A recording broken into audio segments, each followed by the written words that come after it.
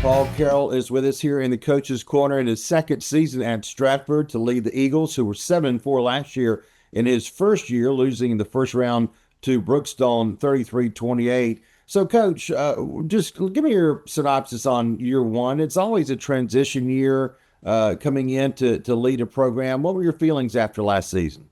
Yeah, it was awesome. I know we didn't end up where we wanted to be as far as winning the state championship. We made a lot of progress. We had a lot of young kids playing for us. They worked their tails off all summer and in the weight room in the off season. And, we just wasn't able to take that next step. We had a couple plays out there that we needed to make in that playoff game and just wasn't able to make it. And I think our kids understand what it takes to get back to where we need to be, at least playing for that state championship. Do you feel more comfortable now? Is everybody kind of more on the same page? I mean, not that you're not in year one, but you're new, and now you're not new. Has that been a little bit easier this summer so far? Well, I think the big thing is, you know how it is being new. We're done with that honeymoon stage, if you know what I mean. And Yeah. even dealing with the players, dealing with the parents, dealing with the administration and everything.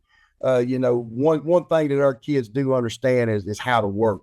And that's something that we've instilled them as far as, it's just not showing up on Friday night and being ready to play. You got to prepare every single week, every single day in the weight room, out on the field, and being ready to play on Friday nights. Let's talk about your defense real quick. You've got five starters returning, some strength in the secondary, but you're kind of building this defense. I mean, that can be frustrating at times because you have to see kids kind of step up. But I mean, you're kind of in the teaching mode too, aren't you?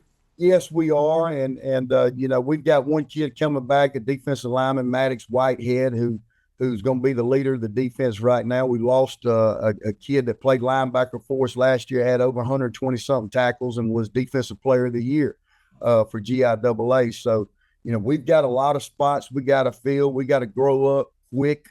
We play basically next week against GMC in a scrimmage game, and just, the main thing defensively, we just got to get them to playing hard and running to the football. You can make mistakes all day long, but my main thing is you better run your butt to the football. Absolutely, no doubt. Well, the offense could be the part of the team to watch for Stratford this year, and we'll talk about that with Coach Carroll in our next report.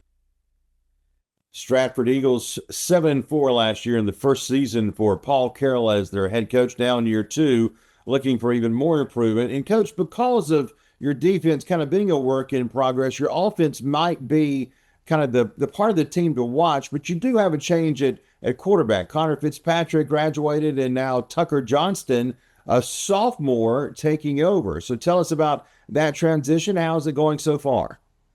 Well, it's going good right now. The biggest thing is we've got to find out what we can do offensively as a team. And, when you're dealing with a young quarterback right now, he's going to make sophomore mistakes. We just got to make sure we put him in the right position so he can make a play. And we've got some guys that surround him that we've got to get the ball in their hands to be able to make those big explosive plays for us. Well, let's talk about some of those. Tyler Stevens, the running back for you, along with two wide receivers, two junior receivers who were very good last year as 10th graders, Jet Johnston and George Gunn. So they're going to be counted on to kind of help that young quarterback get acclimated, aren't they? Oh, yes. We got Jed as a receiver, George Dunn as a receiver coming back. They were big play guys for us last year. Tyler Stevens, a running back. I mean, he was our go-to guy last year. He's a 4.3 kid. He can actually scoot pretty good.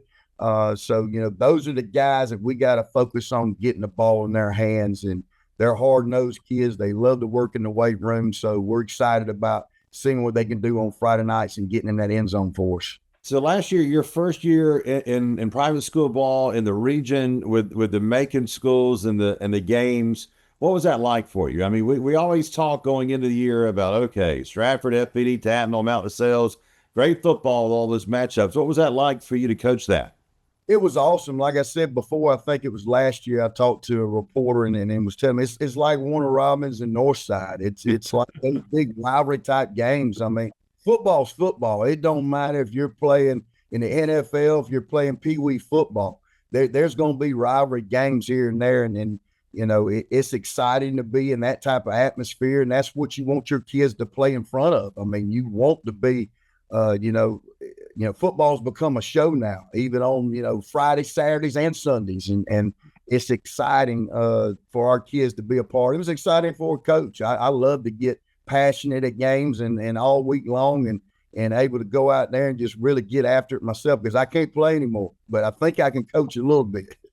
You want to win every game, but especially those 3 games, and not to leave John Millage out, but those 3 games, Coach, kind of important, aren't they? There's no doubt, no doubt.